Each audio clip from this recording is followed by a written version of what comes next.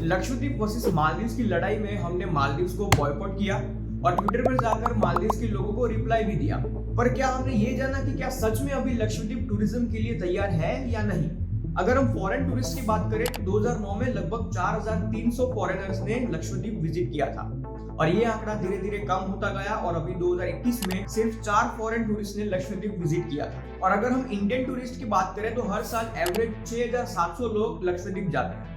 मतलब कि foreign tourist की लक्षद्वीप घूमने जाने की पसंद धीरे धीरे कम होती जा रही है। पर अभी मोदी जी ने लक्षद्वीप जाकर लक्षद्वीप को पूरी दुनिया में फेमस कर दिया है, तो शायद अभी वहां पर ज्यादा टूरिस्ट आएंगे, वैसी संभावना है। तो अभी फिलहाल लक्षद्वीप टूरिज्म के लिए कितना तैयार है वो हम जानेंगे 2 स्टेप में। Step 1, stay in Lakshadweep. Lakshadweep total 36 islands का एक समूह है जो 32 स्क्वायर किलोमीटर में फैला हुआ है। मतलब कि 6 बाय 5 किलोमीटर के स्क्वायर में पूरा लक्षद्वीप आ जाएगा।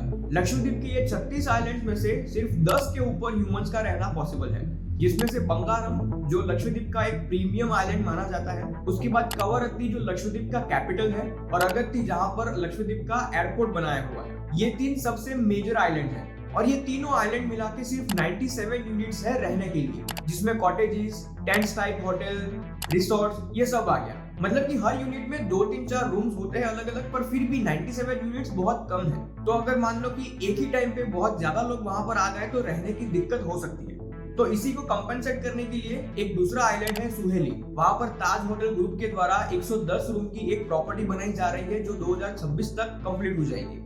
AM हुसैन जो लक्षद्वीप टूरिज्म के असिस्टेंट डायरेक्टर है, उन्होंने टाइम्स ऑफ इंडिया के एक इंटरव्यू में बताया था कि लक्षद्वीप के सुहेली आइलैंड की ब्यूटी है आउट ऑफ द वर्ल्ड, क्योंकि वहां का पानी वैसा है कि वो अलग अलग डेप्थ में है और दिन का कौन सा टाइम चल रहा है उसके हिसाब से 4 से 5 अलग अलग कलर्स ऑफ शेड्स में वो पानी दिख सकता है। कभी लाइट ब्लू, कभी डार्क ब्लू और कभी टील ब्लू।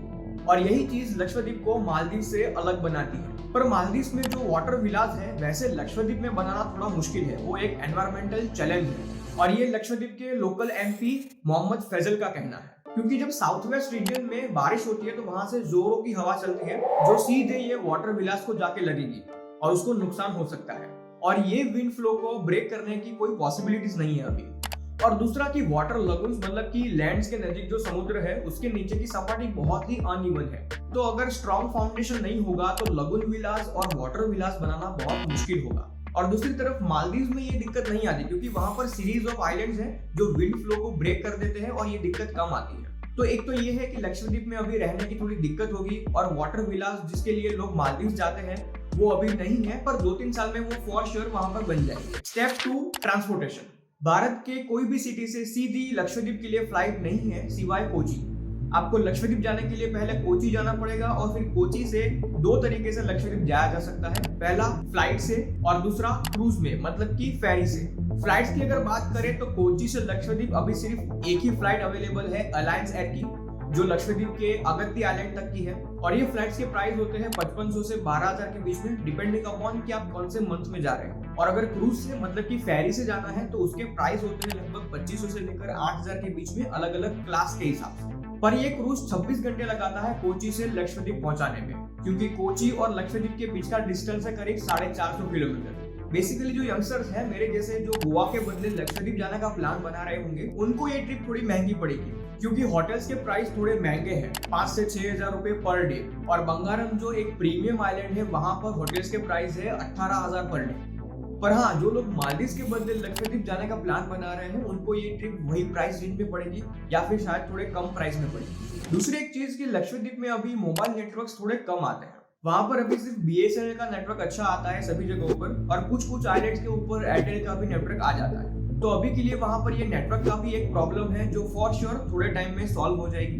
दूसरा कि मैंने एक आर्टिकल में पढ़ा था कि लक्षद्वीप में वेजिटेरियन खाना बहुत कम मिलता है। नॉनवेज की कोई दिक्कत नहीं है, पर वेज के ऑप्शंस बहुत कम है और ऊपर से चुनिंदा जगहों पर ही वेज के ऑप्शंस मिलते हैं और वो भी बहुत कम।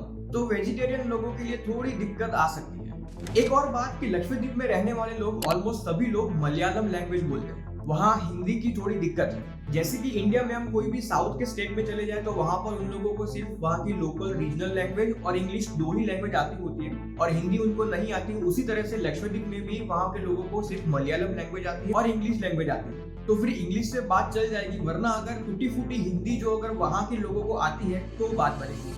तो अगर कंक्लूजन देखें तो पहला तो होटल्स वहां पर थोड़े कम है, वाटर विलास और लगून विलास बंद रहे हैं अभी, और होटल्स के प्राइस मिडिल क्लास लोगों के लिए थोड़े अभी ज्यादा है। दूसरा कि लक्षद्वीप के लिए डायरेक्ट कोई फ्लाइट नहीं है, हमें पहले कोची जाना पड़ेगा और फिर वहां से दूसरी फ्लाइट में लक्षद्वीप जाना पड़ेगा।